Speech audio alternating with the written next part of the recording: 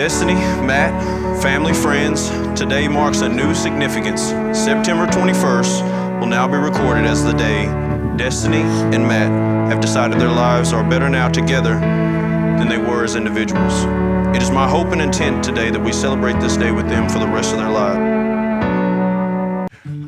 For those of you who don't know the love story of Destiny and Matt, let me share a few highlights. Destiny and Matt met where most people hate to go and even fewer find love. Matt was in the jail working on paperwork when he saw the prettiest woman he ever laid eyes on, Destiny. He hung on her every word, and he knew after that brief interaction that he had to get to know that beautiful woman better. Matt didn't have to wait long though, because he discovered Destiny was throwing a Christmas party earlier that week. Matt thought to himself, this is it, this is my chance. And without a second thought, Matt invited himself to the party and showed up. Matthew Lee Cooper, nobody knew who this white man was at this Christmas party. And you know, as the nights get going, the drinks get flowing, and they got a little more comfortable. And if I remember, Adrian was like, who is this? What is this about? And he just ain't left since. The cord of three strands, or God's knot, symbolizes the joining of one man, one woman, and God into a marriage relationship. It takes three to make a marriage. It is God who teaches us to love. By keeping God at the center of our marriage, God will continue to bind us together.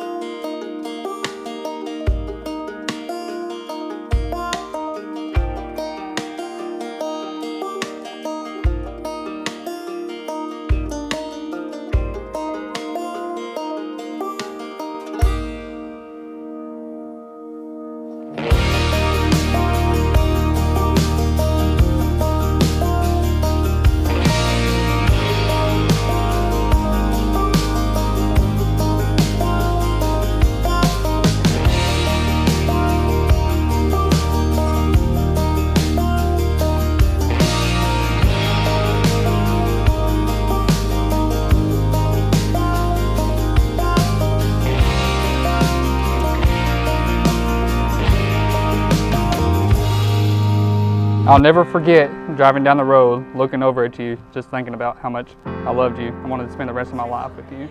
From that point forward, I made it to my mission to make that happen. I promise to love and care for you as always. My commitment to you and Braden is one to give willingly, absolutely, without hesitation. I am beyond excited to spend forever with you. I love you forever and always. I'm yours utterly and have been since the moment we met. We were married before this day and we always will be.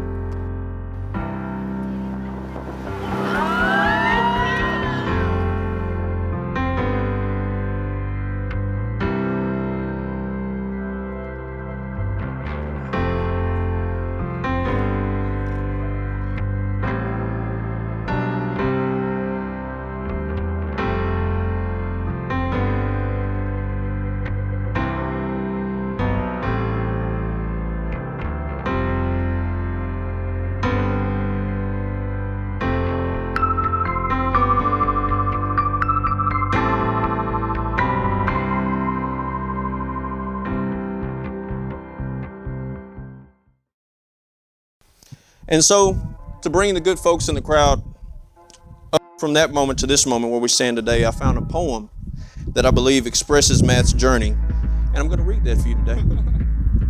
The poem is a portion of a man speaking about how much he loves and admires this woman who's taken such good care of him. The poem is titled, You're All I Need, by Method Man. Shorty, I'm there for you anytime you need me, for real, girl. It's me and your world, believe me. Nothing make a man feel better than a woman. Queen with a crown to be down for whatever. There's a few things that's forever, my lady. We can make war or make babies. Back when I was nothing, you made a brother feel like he was something. That's why I'm with you to this day, boo, no front. Even when the skies were gray, you'd rub my back and say, baby, it'll be okay. Now that's real to a brother like me, baby. So I'm gonna walk these dogs so we can live in a fat ass crib with thousands of kids. Word life, I'm gonna give you this ring and make you my wife. Just be there for me and I'm gonna make sure we'll be living in the lap of luxury. I'm realizing that you didn't have to get with me, but you did. Now I'm going all out, kid. And I got mad love to give, no matter everything. I hope I didn't take your vow. Marriage in and of itself is a blessing, but blessed are those that come to the altar in love and support of their family and friends. My reference is from 1 Corinthians chapter 13, verse 4 through 8. Love is patient, love is kind, it does not envy, it does not boast, it is not proud, it is not rude, it is not self-seeking, it is not easily angered, it keeps no record of wrongs. Love does not delight in evil but rejoices with the truth. It always protects, always trusts, always hopes, always perseveres. Love never fails. This is a letter from the Apostle Paul to the Corinthians, but I will tell you in your eyes today, looking at each other, you can easily replace the word love with I and further display a love that truly endures. I reference, I am patient, I am kind, I do not boast, I do not envy, I am not proud, I do not dishonor, I am not self-seeking, I'm not easily angered, and I keep no record of wrongs. I challenge you, Destiny and Matt, to be the couple that loves no matter what. By doing that, I believe your life will be filled with joy, peace, and contentment. Be intentional. Continue to date each other. Matt, this means continue to do your research and look for moments that you can use to make her feel special. Your priority should be your spouse, your family, your friends, work, and then play. Do not compromise. Continue to work on your marriage, your friendship, and your future intentionally. And last but not least, be vulnerable. Being vulnerable got you here. Vulnerability in the same way of being the first one to say, I love you, or will you marry me? But this moment in time passes, and in time we change, and so I ask you to continue to be vulnerable. Never stop talking.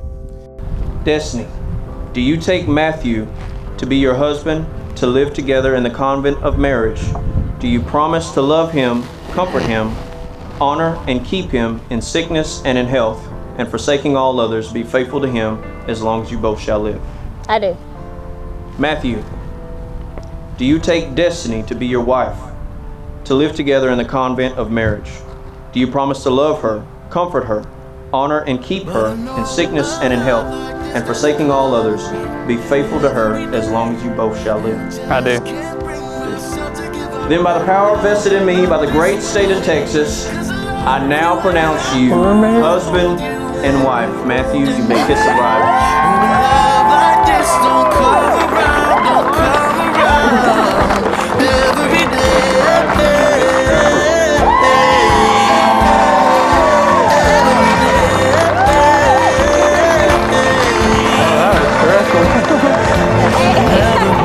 Sure on myself or anyone else, but here I am with you.